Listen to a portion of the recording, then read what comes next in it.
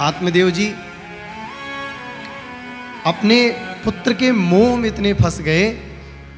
एक दिन जब पुत्र नहीं था तब रो रहे थे। साधुओं ने समझाया, आत्मदेव जी सन्यासे सर्वथा सुखम, सन्यास सबसे सुखी है। बात नहीं समझ आई। कई बार मानव जीवन में ऐसा होता है कि जब तक हमारे जीवन में वो बात, वो घटना प्रैक्टिकल ना घटे तब तक हमें समझ नहीं आती है। जिस पुत्र को पाने के लिए आत्मदेव जी रोए,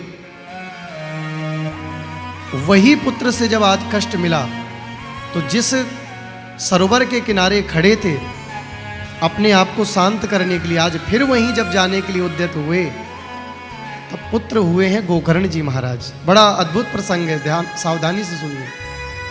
तब गोकर्ण जी ने पूछा, पिताजी आप किस बात पर रो रहे हैं? एक व्यक्ति का नाम बता दीजिए संसार में जो सुखी हो। कौन है संसार में सुखी? तब गोकर्ण जी कहते हैं, पिताजी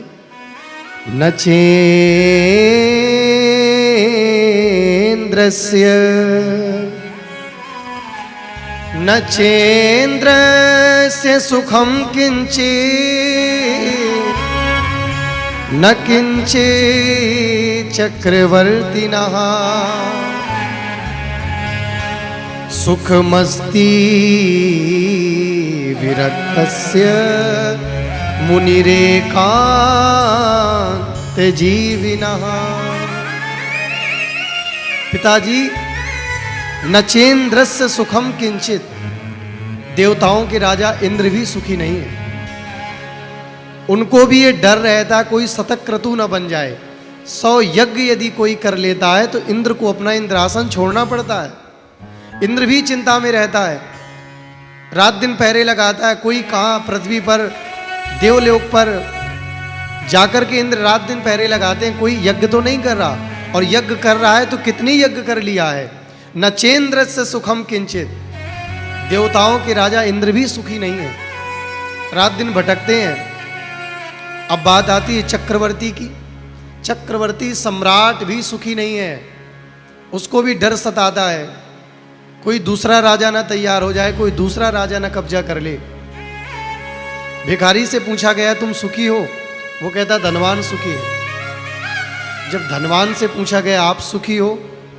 तो धनवान कहता है, पहले बहुत सुखी थे, जब धन नहीं था तो ये डर था कि धन आ जाए, ये चिंता रहती थी धन मिल जाए। अब धन मिल गया है तो अब यह चिंता रहती कि कोई धन चुरा के ना ले जाए। कल बहुत सुखी थे महाराज। तो पिताजी कोई सुखी नहीं है। सुखी है तो जिसकी मस्ती विरक्त होने में है। विरक्त वो नहीं कि महाराज जटा लगा करके शंकराचार्य बन जाए जंगल के वीरणों में जा करके। विरक्त वो है जो संसार में रह के भी आसक्त नहीं है, अनासक्त भाव से जीता है, अनासक्त भाव से चलता है, वो विरक्त है।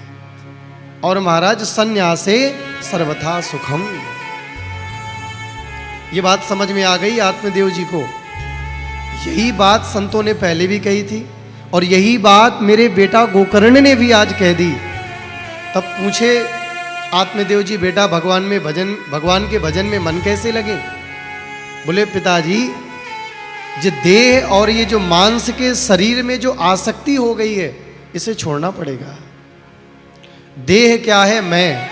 और देह की आसक्ति क्या है? मेरा।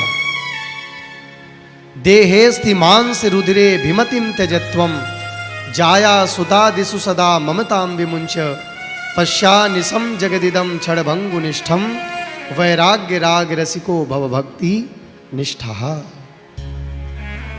आसक्ति नहीं होनी चाहिए। देह से आसक्ति है, देह को लोग अपना मान बैठे हैं। और जब व्यक्ति ज्यादा ही किसी को अपना मान बैठता है, वस्तु हो, स्थान हो, इंसान हो, उसको कष्ट मिलता ही मिलता है। देह की आसक्ति मैं हूं और देह में हड्डी मांस आदि आदि जो भी है ये मेरा है। इस सबसे निकलो पिताजी। कोई किराए का कमरा ले और उस किराए के कमरे को एक न एक दिन आपको छोड़ना पड़ेगा। मानव शरीर ये किराए का कमरा है, परमात्मा ने दिया है। जाओ, रहो, सजाओ, इसमें बढ़िया से सब कुछ रखना, लेकिन एक दिन ये किराए रूपी कमरा को तुम्हें खाली करना पड़ेगा। और किराए के कमरे को खाली करने का अभिप्राय है आपको छोड़ के जाना पड़ेगा। तो इस कमरे में कहीं ज्यादा आसक्ति ना हो जाए मानव की, इसलिए समय समय पर सत्संग, भगवान से मिलाने का जो काम करते हैं, जो मीडिएटर होते हैं, वो होती है कथा, सत्संग, गुरु। ये भगवान से मिलाने में सहायक बनते हैं। आपने किराए का कमरा लिया, अब आपको पता है कि 2 साल बाद इस कमरे को छोड़ के जाना है, हमें खाली करना पड़ेगा।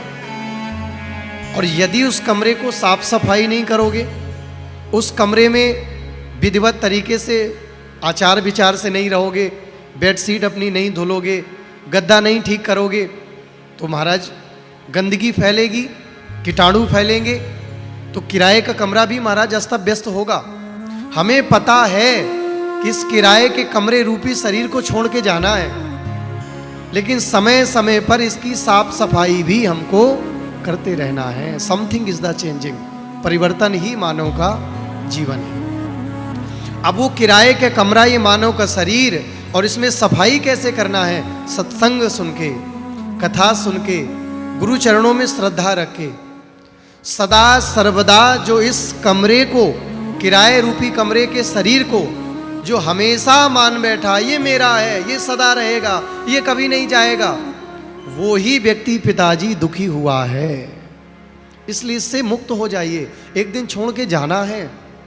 पत्नी बच्चे किसके हुए हैं?